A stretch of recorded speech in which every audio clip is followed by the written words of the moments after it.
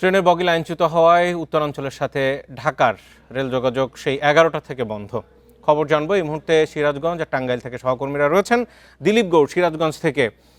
দিলীপ, আমরা একটু শুরুতে জানতে চাই যে আর কতক্ষণ লাগবে? 2.5 ঘন্টার মতো তো হয়ে গেল, 3.5 ঘন্টার মতো। দুঃখিত। আমি এখন দাঁড়িয়ে আছি শহীদ মুন্সির আলী স্টেশন, সিরাজগঞ্জ সদর উপজেলায় অবস্থিত।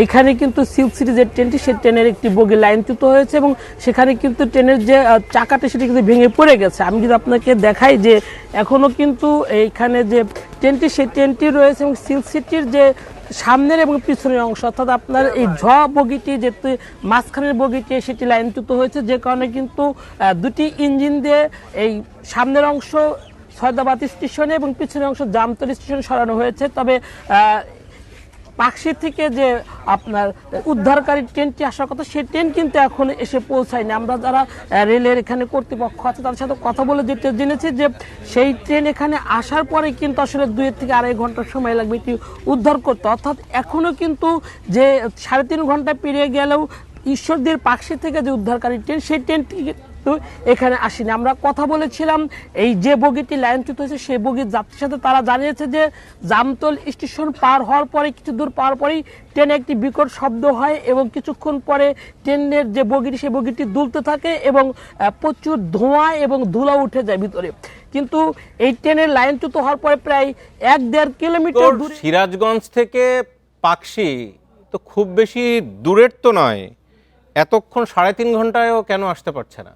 আসলে এইটি ট্রেনের কর্তৃপক্ষ বলতে পারবে। আমরা জানি ট্রেনের সিরাজগঞ্জ থেকে পাকশির দূরত্ব খুবই কম এবং উদ্ধারকারী যে ট্রেন আছে সেই ট্রেনটি কিন্তু আরও দ্রুত গতিতে আসে এবং এখানে যে ঢাকা এবং উত্তরবঙ্গের গ্রামের ট্রেনগুলো কিন্তু বন্ধ রয়েছে। সুতরাং লাইন কিন্তু এখানে ক্লিয়ার হয়েছে। কেন এত দেরি হচ্ছে আসলে ট্রেনের কর্তৃপক্ষ বলতে পারবে। তো আমরা জেনেছি ইতিমধ্যেই রেলওয়ে উত্তর অঞ্চলের পক্ষ থেকে এই ট্রেনের লাইনচ্যুত হওয়ার ঘটনায় 5 সদস্যের একটি তদন্ত কমিটি করা হয়েছে, যার প্রধান করা হয়েছে ট্রেনের উত্তর অঞ্চলে যে পরিবহনের প্রধান আছে তাকে।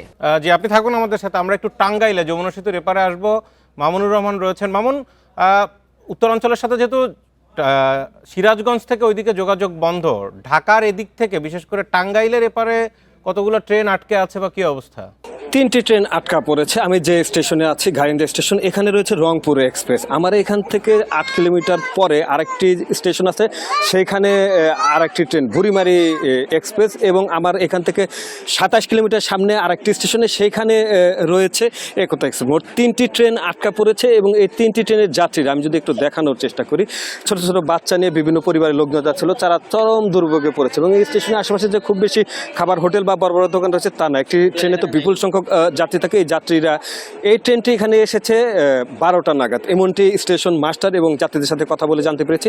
3.5 ঘন্টা পার হয়েছে, তবুও এখান থেকে উদ্ধারের কোনো উপায় নেই এবং তারা এখানে চরম দুর্বশে রয়েছে। আজকে গুমোট আবহাওয়া, প্রচণ্ড গরম, যে কারণে যাত্রীদের দুর্ভোগের মাত্রাটা আরও বেড়ে গিয়েছে। এবার আসি যে আমাদের সিরাজগঞ্জের প্রতিনিধির কাছ থেকে যেটুকু জানতে পারলাম যে এখনও সেটা উদ্ধার হতে পারেনি। অর্থাৎ 3.5 ঘন্টা পার হওয়ার পরে যদি সিরাজগঞ্জ অংশে যদি ট্রেনটি উদ্ধার না হয়, এখান থেকে আসতে উদ্ধার যে কতক্ষণ সময় লাগবে সেই বিষয়টি স্পষ্ট না। অর্থাৎ এখানে যারা রয়েছে সিরাজগঞ্জের তথ্য অনুযায়ী আমরা যেটা বুঝতে পারলাম যে তাদেরকে আরও 2.5 থেকে 3 ঘন্টা বা 4 ঘন্টা এখানে অপেক্ষা করা লাগতে পারে। এখন পর্যন্ত তারা 3.5 ঘন্টা এখানে অপেক্ষা করেছে, তাদের দুর্ভোগ চরম মাত্রায় পড়ে গিয়েছে এবং এখান থেকে যে যারা অন্য কোনোভাবে যে তারা যাবে সেই ব্যবস্থাটি তারা নেই। যারা পরিবার নিয়ে এসেছে তারা এই দুর্বিষহ অবস্থাতেই তারা এখানে অবস্থান করছে।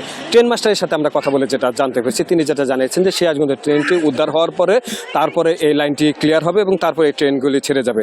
এই টাঙ্গাইলের যে 3টি স্টেশনে 3টি ট্রেন থেমে রয়েছে, তারপরে এই ট্রেনগুলি এই 3টি ট্রেনই হচ্ছে আবার উত্তরবঙ্গমুখী, সেই উত্তরবঙ্গমুখী যেতে পারবে। অর্থাৎ বলা যায় যে মানুষ চরম দুর্ভোগে পড়েছে আজকের এই ট্রেন দুর্ঘটনার কারণে। এ হচ্ছে টাঙ্গাইল থেকে সর্বশেষ। ধন্যবাদ আপনাদের দুজনকেই। ট্রেনের ভোগান্তি সম্পর্কে জানাচ্ছেন আমাদের সহকর্মীরা।